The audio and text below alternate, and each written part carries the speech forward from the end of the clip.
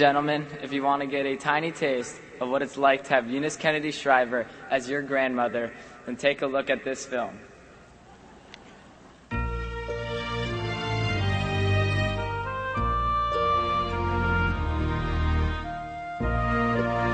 She was born to Rose Fitzgerald Kennedy and Joseph Patrick Kennedy, one of 9 children. And she grew up in a family that was focused on the boys achieving greatness. The message she got was, if you want to be noticed in this family, you're going to have to be one of the boys.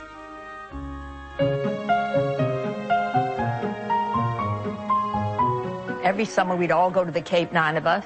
We'd all stay in the same house. And my mother and father talked a lot about politics when we were growing up and got everybody interested. My mother and my father always had this kind of slogan that you do the best you can and then to hell with it. Growing up, I always knew my mother was different. She dressed differently than the other mothers. She wore pants all the time. She smoked cigars. She was always constantly on the move. You know, Mother is very competitive. I remember playing water polo against her. I remember her dunking Anthony, my younger brother, on a regular basis. You know, she wanted to win the game. And that sense of striving to succeed, definitely I got from Mother. Can we stop the rise in the cost of living? My mother may have appeared in the dresses trying to help my uncle get elected congressman, senator, or president. But behind the dress was a very sharp political operative who had big visions, how she was going to change the world for the mentally disabled, and she was going to make sure her brother, if he were elected president, was going to do that, and he did. Mental retardation is a very serious problem in this country, Senator Rivercar. It affects over 6 million people living in this country. It is a major health problem among children today. Retarded children get a thrill, usually reserved for the able-bodied, at the Rockville, Maryland home of Mr. and Mrs. Sergeant Shriver. And all of a sudden, these buses started arriving with intellectually disabled kids. So it was just expected that my brothers and I would go out and volunteer and work and join in. Special Olympics started in our backyard in Rockville because everyone told her that they couldn't, people with developmental disabilities could not play sports.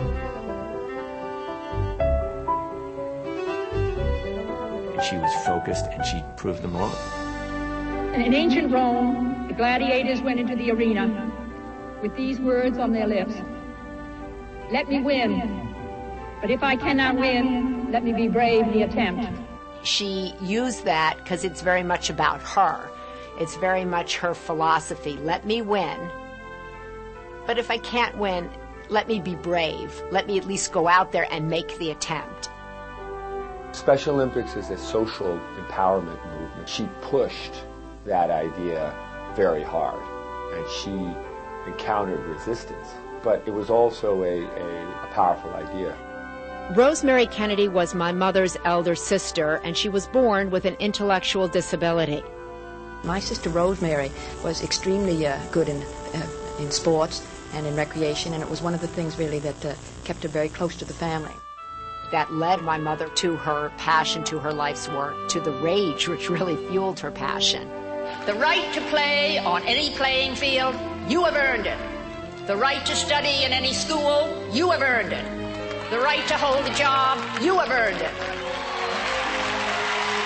All over the world, the culture of acceptance and respect that Special Olympics created in the United States is now everywhere in the world.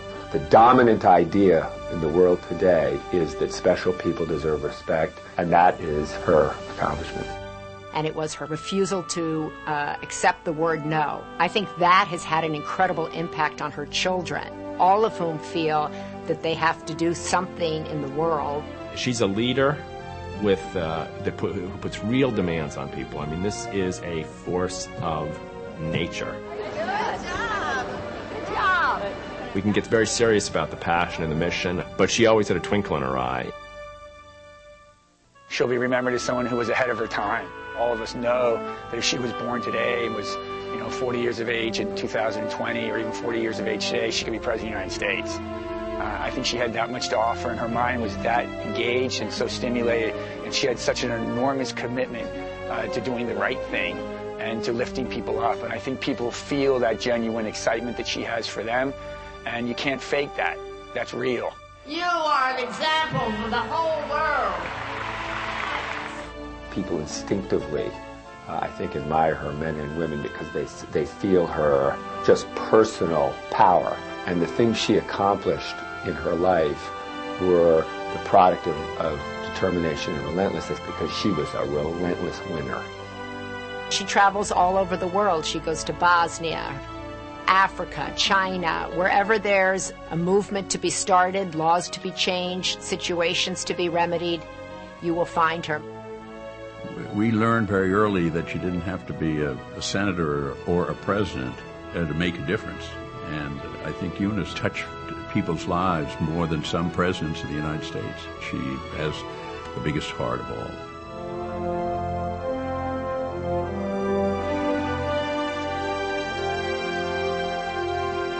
It honors me as an athlete and as a person. Just enlarge their life. I thank you for connecting our children with humanity. Everywhere there are handicapped people, all over the world. Now where do we stop? And can I find them? I will find them. I will keep going until I find them. Thank you, Mrs. Shriver. I honor her work. I marvel at her drive, her commitment, her passion. I just wish she would take a moment, look around, and say, wow, I did good. My parents would be proud.